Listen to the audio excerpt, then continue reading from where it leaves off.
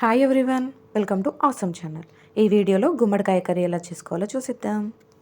ఎన్నో రకాల పోషక విలువలు ఉన్న గుమ్మడికాయ ఆరోగ్యానికి చాలా మంచిది. మరి ఆ కర్రీ కావాల్సిన పదార్థాలు ఏంటో ఈ వీడియోలో చూసేయండి. ఈ గుమ్మడికాయ గింజలు కూడా హెల్త్కి చాలా మంచిది. వాటిని ఎలా స్టోర్ చేసుకోవాలి అనేది నెక్స్ట్ వీడియోలో చూసేద్దాం.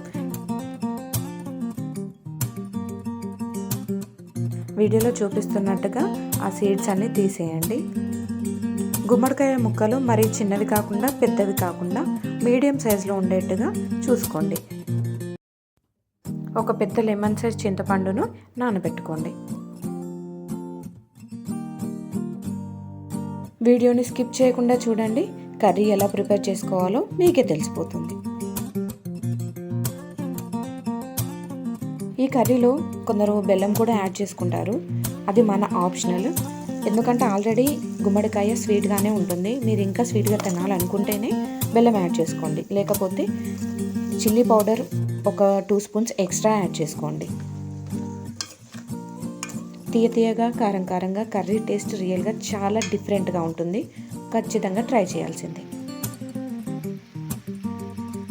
ఉప్పు కారం వేసి కాసేపు ఫ్రై అయిన తర్వాత మనం ముందుగా నానబెట్టుకున్న చింతపండు పులుసుని ఇందులో యాడ్ చేసుకోవాలి. ఇక్కడ చింతపండు పులుసు యాడ్ చేసిన తర్వాత 10 to 12 మినిట్స్ లో ఫ్లేమ్లో కుక్ చేసుకోండి. ఇక్కడే కర్రీ టేస్ట్ అంతా డిపెండ్ అయి ఉంటుంది. ఇది కంప్లీట్గా కుక్ అయిన తర్వాత కొరియాండర్ యాడ్ చేసుకోవాలి. మీకు ధనియా పౌడర్ ఫ్లేవర్ ఓకే అనుకుంటే మీరు ధనియా పౌడర్ కూడా ఒక 1 స్పూన్ యాడ్ చేసుకోవచ్చు. ధనియా పౌడర్ యాడ్ చేసిన తర్వాత దీని టేస్ట్ గుమ్మడికాయ పులుసులా కాదు, నాన్ వెజ్ లవర్స్ చేపల పులుసులా అవుతుంది. అంతే, చాలా ఈజీగా టేస్టీగా మనం గుమ్మడికాయ కర్రీ ప్రిపేర్ చేసుకోవచ్చు. వేడి అన్నంలో వేసుకొని తినండి, టేస్ట్ అదిరిపోతుంది. ఇంకెందుకు లేటు, మీరు కూడా ట్రై చేయండి. Thank you for watching. Please subscribe awesome channel.